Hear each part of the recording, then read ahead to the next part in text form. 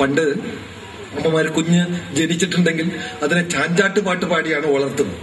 ചാഞ്ചാട്ട് പാട്ട് ഒരു തൊട്ടിലിൽ കിടത്തി അല്ലെങ്കിൽ കയ്യിലെടുത്ത് ചാഞ്ചാട്ട് പാട്ട് പാടും. ആ പാട്ടെല്ലാം അവര് തന്നെ ഉണ്ടാക്കിയതാണ്.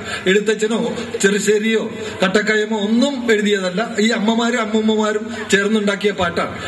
ചാഞ്ചാടുണ്ണി ചാഞ്ചാട്, കുഞ്ഞിനെ തൊട്ടിലിട്ട് പാടുന്ന അല്ലെങ്കിൽ കയ്യിലെടുത്ത് പാടുകയാണ്. ചാഞ്ചാടുണ്ണി ചാഞ്ചാട്, ചാഞ്ചക്കം മറവെട്ടി ചതുരത്തിൽ പടിയിട്ട്, പടിയിന്മേൽ പട്ടിട്ട് പട്ടിന്മേൽ പണമിട്ട്, പണത്തിന്മേലിരുന്നുണ്ണി ചാഞ്ചാട്. ചാഞ്ചാടുണ്ണി ചാഞ്ചാട്, ചാഞ്ചാടുണ്ണി ചെരിഞ്ഞാടുണ്ണി, കൊണ്ടാടുണ്ണി കുഴഞ്ഞാട്. ചാഞ്ചാടുണ്ണി ചാഞ്ചാട്, അമ്മേടോമന ചാഞ്ചാട്, അച്ഛൻ്റോമന അമ്മേടോമന, അമ്മമ്മേടോമന ചാഞ്ചാട്. ഇത് 700 കൊല്ലം മുമ്പുള്ള പാട്ടാണ്. എഴുത്തച്ഛനൊക്കെ ജനിക്കുന്നതിന് മുമ്പ് നമ്മുടെ നാട്ടിൻപുറത്തെ അമ്മമാര് കുഞ്ഞുങ്ങളെ ഉറക്കാൻ ഉണർത്താൻ ഒക്കെ ഉണ്ടാക്കിയ പാട്ടാണ്. ഇത് കഴിഞ്ഞാൽ ഒരു രണ്ട് വയസ്സെത്തിയാൽ വായ്ത്താരി ചൊല്ലിക്കൊടുക്കും.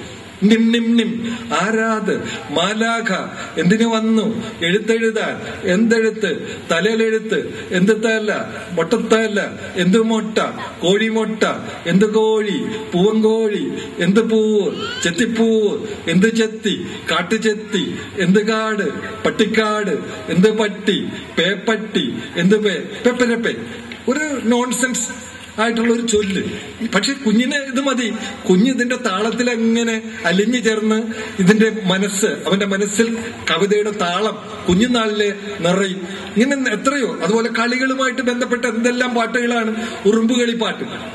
ഉറുമ്പോ ഉറുമ്പോ ഇട്ടപ്രാച്ചി, ഉറുമ്പിന്റെ മടയിൽ എന്തു വീണു, ചക്ക വീണു, ചക്ക എന്തിയെ കള്ളം കട്ടു, കള്ളനെന്തിയെ കാട്ടിക്കേറി, കാടെന്തിയെ വെട്ടിച്ചുട്ടു, ചാരമെന്തിയെ കിണ്ണം തേച്ചു, കിണ്ണമെന്തിയെ കുളത്തിൽ പോയി, കുളമെന്തിയെ വെട്ടിമൂടി, എന്ത് മുളച്ചു, പുല്ല് മുളച്ചു, പുല്ലെന്തിയെ പശു തിന്നു, പശു എന്തിയെ മുതല പിടിച്ചു, മുതലയെന്തിയെ തല്ലിക്കൊന്നു, ശവമെന്തിയെ ഉറുമ്പരിച്ചു.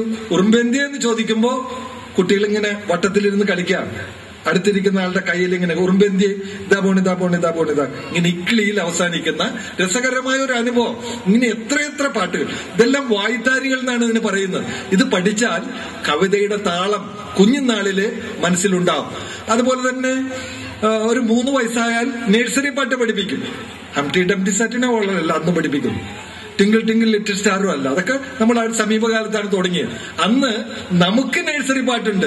ഇതൊരാൾക്ക് നിശ്ചയമില്ല. ഇപ്പോ ഒരാൾക്ക് ഒരു അധ്യാപകന് ഇപ്പൊ ഈ സാധാരണ മറ്റ് സ്കൂളുകളിലൊക്കെ ഇപ്പൊ ഇത് പഠിപ്പിക്കാൻ തുടങ്ങിയിട്ടുണ്ട്. വീണ്ടും ഇതിന്റെ ഒരു കിലുക്കം വന്നു തുടങ്ങിയിട്ടുണ്ട്. അതായത് നമുക്ക് നഴ്സറി പാട്ടുണ്ടെന്ന് ആർക്കറിയാം? ഉണ്ട്. ഈ കവികളൊക്കെ ജനിക്കുന്നതിന് മുമ്പേ നമ്മുടെ മുത്തശ്ശിമാരും അമ്മമാരും ചേർന്ന് അതിമനോജ്ഞമായിട്ടുള്ള നഴ്സറി പാട്ടുകൾ ഉണ്ടാക്കി.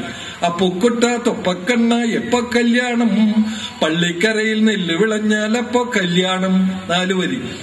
ഞാനൊരു പാവമാണേ, പാലായിക്കാരനാണേ, പാൽ വിൽക്കാൻ വന്നതാണേ, പ്രാം പ്രാം പ്രാം. 4 വരി. കൊച്ചിന്നൊരു കാക്ക വന്നു, കൊയിലാണ്ടിൽ കൂടുകെട്ടി, കണ്ണൂര് മുട്ടയിട്ടു, ക്രാം ക്രാം ക്രാം. ഇങ്ങനെയുള്ള ഓരോ താളത്തിലുള്ള ഓരോ ഈണത്തിലുള്ള നിരവധി നഴ്സറി പാട്ടുകൾ നമുക്കുണ്ടായിരുന്നു. കൊരങ്ങനും കടികൂടി, അതിലൊരു കൊരങ്ങന്റെ തല പോയി, എടുക്കട കൊരങ്ങ പുളിവാറ്, കൊടുക്കട കൊരങ്ങ 16. ഇങ്ങനെ പലതരത്തിൽ. കൊച്ചു കുഞ്ഞിന്റെ അച്ഛനൊരു പട്ട് വാങ്ങാൻ പോയി, തങ്കച്ചേരി തോട്ടി ചെന്നപ്പോ തോണി മുങ്ങിപ്പോയി, കണ്ടിരുന്ന ചെമ്പരന്ത് റാഞ്ചിക്കൊണ്ട് പോയി, തെക്ക് തെക്ക് തേക്കനട്ടിൽ കൊണ്ടുചെന്ന് വച്ചു, കൊത്തി കൊത്തി തിന്നാൻ നേരം കൊക്കൊടിഞ്ഞു പോയി.